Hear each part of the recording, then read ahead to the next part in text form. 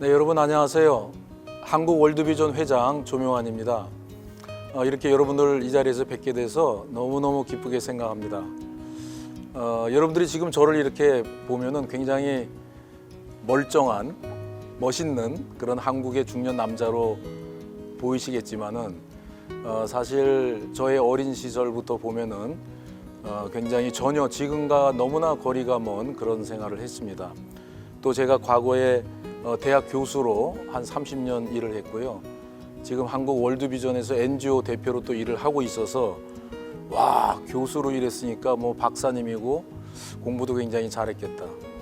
그렇게 생각하겠지만 사실 그렇지 않습니다. 그래서 저의 이러한 얘기를 여러분과 좀 나누고 또 많은 사람들에게 조금이라도 좀 힘이 될 수 있다면은 바란다는 그런 마음으로 이 자리에 섰습니다.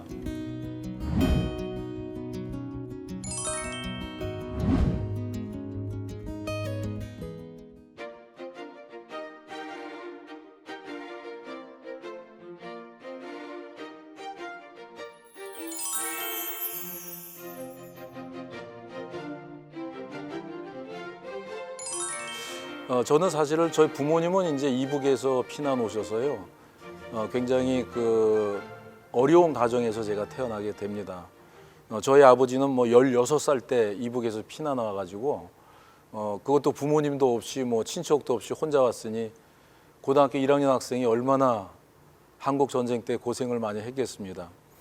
그래서 이제 한국 전쟁이 끝나고 저희 부모님이 결혼을 하고 제가 몇 년 있다가 태어나는데 이제 지금은 우리가 그 어려운 나라의 아이들을 도와주는 그런 원조하는 나라가 됐지만은 제가 태어날 때 우리 대한민국의 모습은 너무나 가난한 정말 전쟁의 폐허만 있는 이제 그런 상황이었습니다. 근데 사실 제가 성장하면서 저는 공부를 좀 잘하고 싶었어요. 그리고 좀 많이 배우고 싶었는데 그리고 이제 이 가난한 집안이다 보니까 사실 공부만이 살 길이다. 이제 이런 생각이 들었고 그래서 나도 좀 공부를 잘해보고 싶어서 공부를 참 열심히 했습니다. 그래서 정말 착실하게 학교도 잘 다니고 부모님 말씀도 잘 듣는 그런 착한 소년으로 성장을 하죠. 그래서 늘 책상에 앉아서 열심히 공부를 하는데 이상하게 시험을 보면요. 성적이 잘 안 나오는 거예요. 그래서 그때 당시는 뭐 성적이 수미양가 이렇게 줬는데 늘 그 양을 많이 받았고 가끔 가도 받고 막 이렇게 해서 거의 사실 반에서 열등생으로 이렇게 지나게 됩니다. 그래서 왜 열심히 공부를 하는데 성적이 안 나왔을까? 머리가 안 좋았던 거예요. 이제 어느 정도 안 좋았냐면은 이제 가족들하고 같이 TV를 보잖아요. 그럼 가족들이 막 웃어요. 그러면 제가 왜 웃냐고 물어보고 그 이야기를 듣고 제가 이제 이해를 해서 그 뒤에 제가 이제 깔깔대고 웃는 이제 그렇게 항상 그 이해력이 이제 떨어지게 됩니다. 그래서 이제 제 밑에 여동생이 둘이 있는데 하도 답답하니까 드라마를 늘 물어보면서 들으니까 답답하니까 별명을 붙였는데 오빠는 형광등이야. 그래서 형광등 오빠라고 그렇게 놀리곤 했습니다. 해도 성적이 오르진 않고 굉장히 힘들었어요. 그래서 저도 사실은 부모님한테 정말 소망이 있다고 하면은 이렇게 좋은 성적표 한번 좀 보여줘서 막 부모님이 막 좋아하시는 그런 모습을 한번 좀 봤으면 좋겠다. 그런 소망은 있었는데 사실 늘 열심히 공부를 했지만은 공부하면은 또 성적은 굉장히 너무 안 좋게 나왔고 늘 열등생이었고 그런 생활을 사실은 제가 하게 됩니다. 그러나 이상하게 또 신기한 것은 지금 생각해 보니까 성적이 안 나왔는데도 불구하고 제가 공부를 포기하거나 공부를 안 하겠다고 이렇게 책을 던지는 그러한 일도 전혀 없었고요.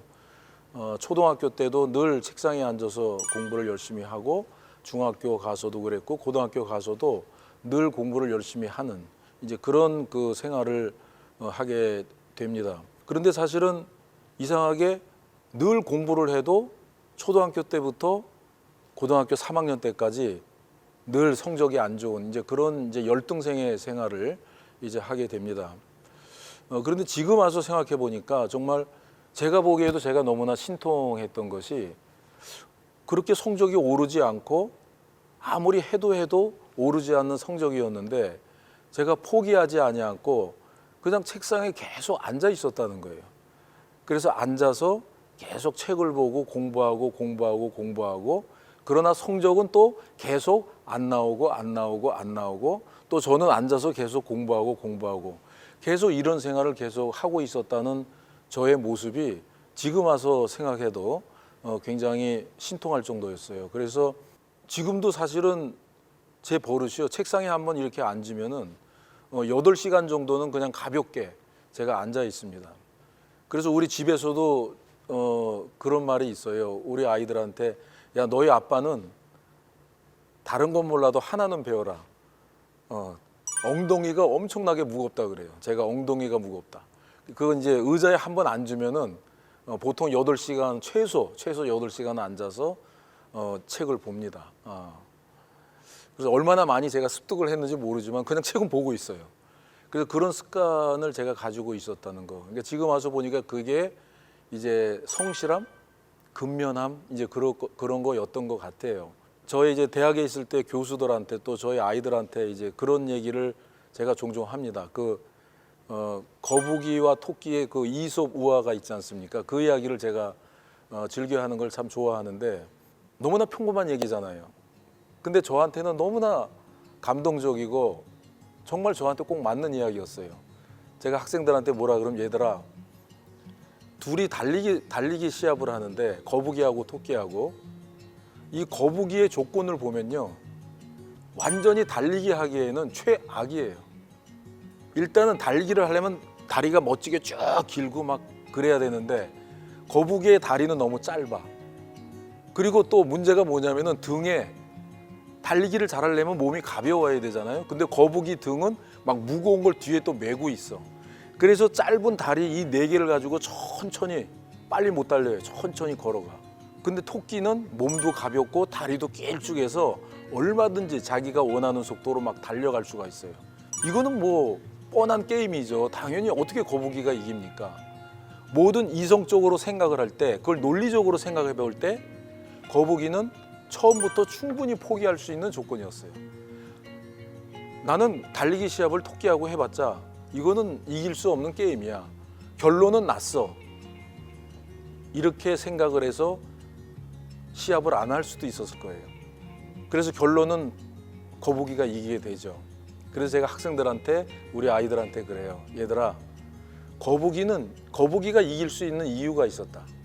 그거는 포기하지 않고 자기의 조건은 너무나 안 좋은 조건이었고 도저히 상식적으로 생각해 보면 이길 수가 없는 조건이었지만은 거북이는 계속 포기하지 않고 자기의 목표 지점을 향해서 계속 가고 있었다는 거예요. 이 세상에 얼마나 경쟁이 심한 사회입니까? 근데 저도 살아오면서 많은 사람과 경쟁을 해왔고 뭐 지금도 알게 모르게 또 경쟁을 하고 있겠지만은 저는 제가 가장 두려워한 경쟁 상대가 누군지 아세요? 저보다 능력이 많고 능력이 많은 사람 저 두려워하지 않습니다. 저보다 머리가 정말 스마트한 사람 두려워하지 않습니다. 저보다 돈이 엄청나게 많은 사람 저는 두려워하지 않습니다. 제가 두려워하는 경쟁 상대는 누구냐면요. 끝까지 쉬지 않고 노력하는 사람. 저는 이 사람을 제일 무서워해요. 왜냐? 이 사람을 당할 수가 없어요. 이 사람은 끝까지 자기가 가요. 노력을 해요. 속도는 느리지만 끝까지 가요. 그래서 저는 저의 경쟁 상대에서 가장 경쟁에서 무서운 사람이 누구냐 물어본다면은 끝까지 쉬지 않고 포기하지 아니하고 노력하는 사람. 느리지만은 끝까지 가는 사람. 그런 사람이 제일 무서운 경쟁자라고 저는 얘기를 합니다. 머리가 나빠서 공부를 못하거나 또는 여러 가지 뭐 집안이 어려워서 공부를 못하거나 여러 가지 사정으로 힘들어하는 학생들이나 젊은이들에게 꼭 그런 얘기를 해요. 포기하지 말아라. 포기하지 말아라. 네. 그래서 결국 노력을 하게 되면은 결국 갈 수 있다는 것을 저는 확신을 합니다.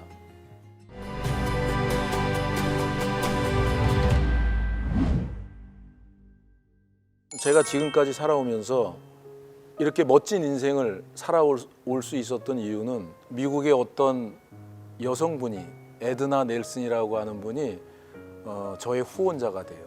네, 그래서 사실 그분의 도움으로 제가 이제 성장을 하게 되는데 저는 이제 태어났을 때부터 제가 후원 아동이 됐거든요.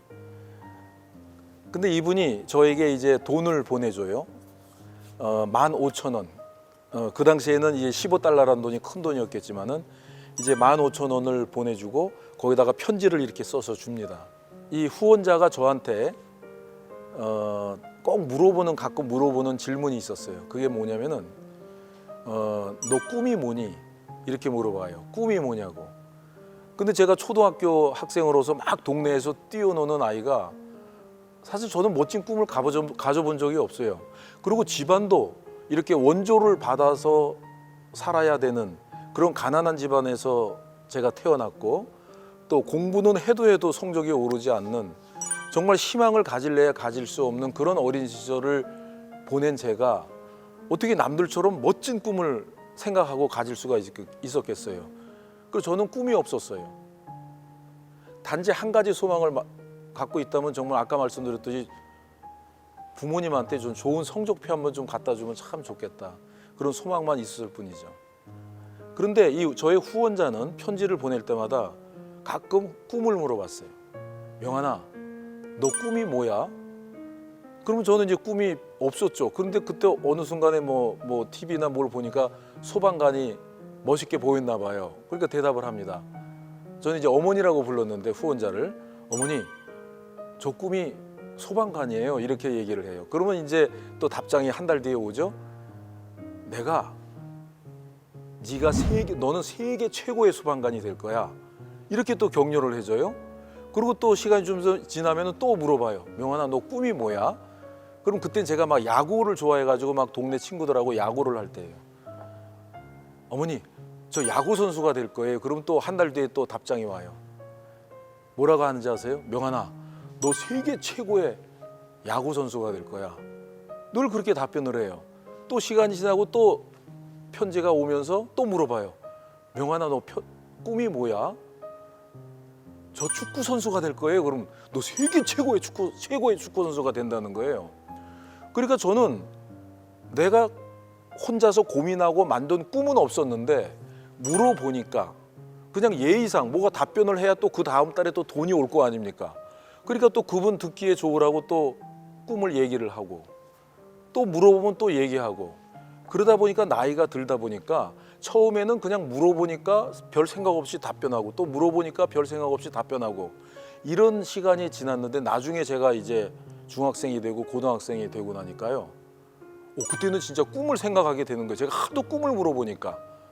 그러니까 지금 생각해 보니까 저의 후원자는 저에게 15달러라고 하는 돈도 주면서 재정적으로도 많은 도움을 주었지만은 한편으로 또 저의 꿈을 이렇게 키워주는 거예요. 꿈을 생각하게 하고 꿈을 꾸게 해주고. 그래서 결국은 그 과정 속에서 이제 교수가 꿈이라는 꿈을 꾸게 됩니다.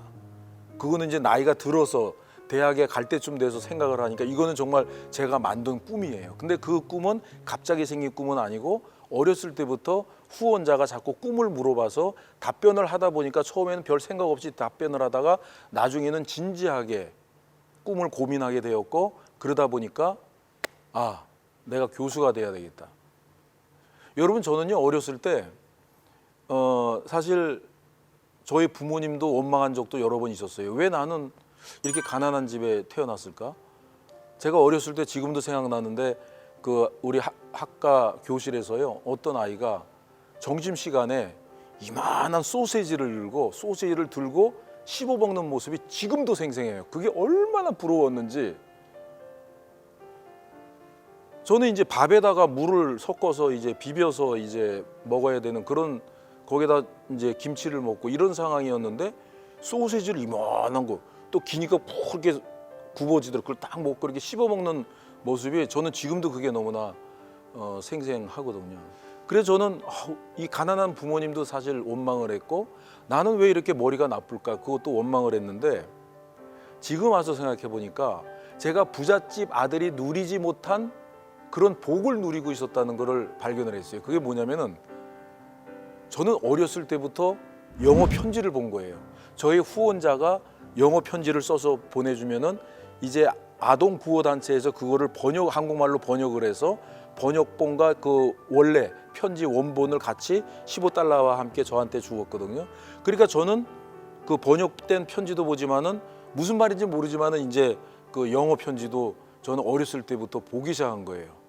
그러니까 그때 제가 어렸을 때는 아무리 부잣집이라도 아마 어렸을 때 미국이란 나라에 대해서 잘 몰랐을 거예요. 어린아이니까. 뭘 알겠어요. 근데 저는 어렸을 때부터 영어를 보기 시작한 거예요. 영어 글자를 보기 시작한 거예요. 그러니까 저는 글자를 보면서 이게 미국 말이구나. 영어라는 게 이렇게 생겼구나. 그런 걸 보게 된 거예요.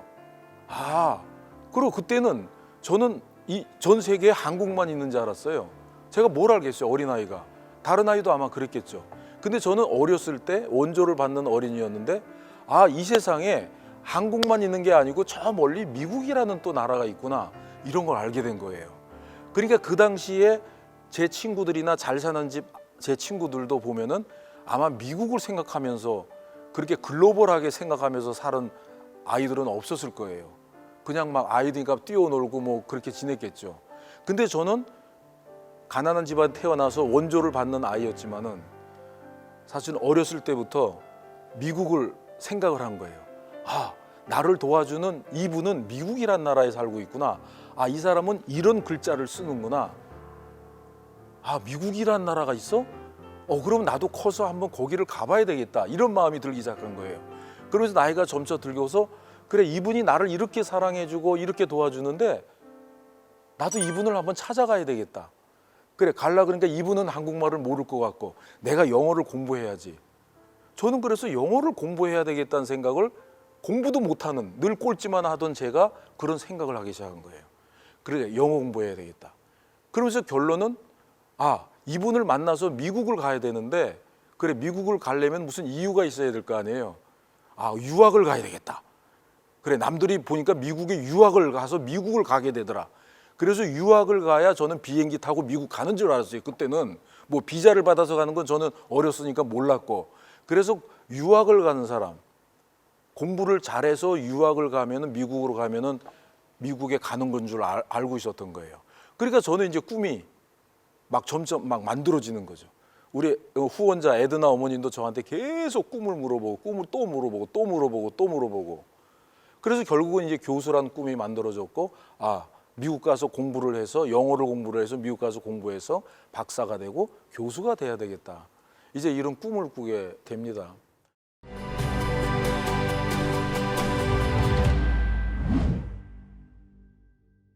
사실 지금 와서 생각해 보니까 제가 오늘 이 자리까지 올 수 있었던 것은 두 가지로 단어로 저는 요약이 될 수 있을 것 같아요. 첫째는 성실했던 거. 그러니까 포기하지 않고 성실했던 거. 저는 사실 이렇게 열심히 노력을 해서 결국은 박사가 되고 교수가 되는 경험을 하다 보니까요. 지금도 사실은 공부 그러면은 걱정이 안 돼요. 머리 탓하지도 않아요. 뭘 배우라 그러면요, 어떤 생각을 하냐면은 하면 되지. 저는 이런 생각을 해요. 물론 시간은 걸릴 거야. 하면 되지. 하면 되지. 결국은 제가 49살 때 저는 젊었을 때 미국 가서 박사가 되고 교수가 됐는데 공부는 그냥 하면 되는 걸로 생각해요. 이해가 안 돼? 그러면 더 읽어보지. 하루 읽어서 안 돼? 그러면 이틀 보지, 3일 보지, 일주일 보지. 그러면 이해가 되겠지. 저는 그 대신 남들처럼 머리가 좋지 않기 때문에 빨리는 못 배웁니다. 모든 걸 빨리 터득은 못해요.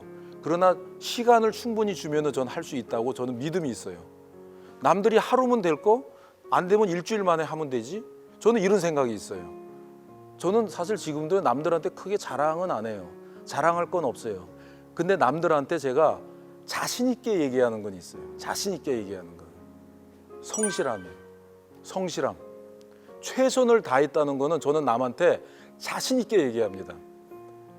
여러분, 재밌는 건요, 제가 월드비전 일하고 있는데 우리 직원이 언제 저한테 이런 질문을 했어요. 회장님 저 20대 젊은이로 돌아간다면 뭘 하고 싶어요? 이렇게 질문을 했어요. 제가 생각도 없이 뭐라고 답변했는지 알아서요? 난 절대 안 돌아간다. 돌아가고 싶지도 않다. 왜냐? 나는 최선을 다해서 살았기 때문에 돌아가서 하고 할 게 없다. 난 그랬어요. 내가 할 거는 앞으로 뭘 더 열심히 할 그 생각만 하지 과거는 내가 돌아가고 싶지 않다고 얘기할 정도로 저는 후회 없이 최선을 다해서 노력을 했습니다.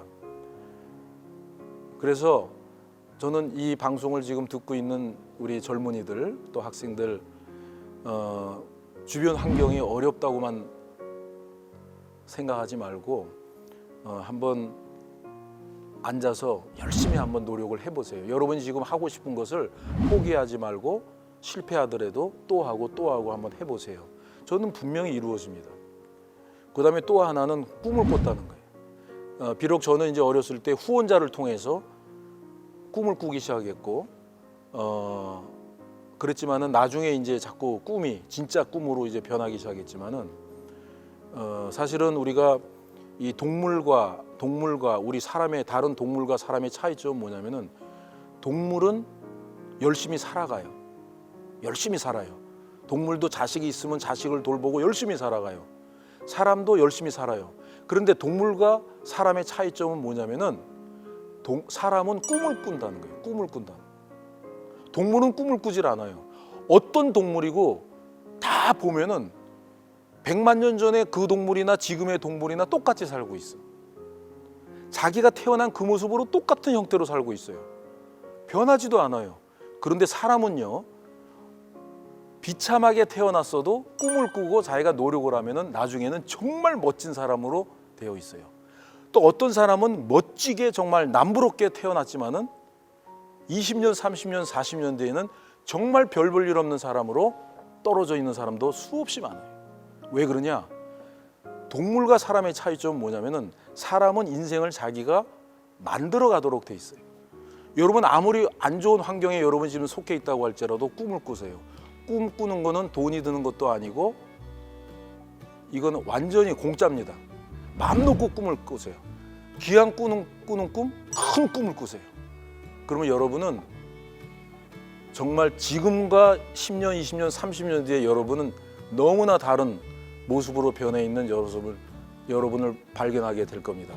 꿈을 꾸고 포기하지 않고 정말 책상에 앉아서 8시간 앉아서 공부하는 그런 정말 엉덩이 무거운 이제 그런 생활을 여러분이 여러분의 인생을 꾸려 나간다면은 정말 여러분은 멋진 사람이 될 줄로 믿습니다. 감사합니다.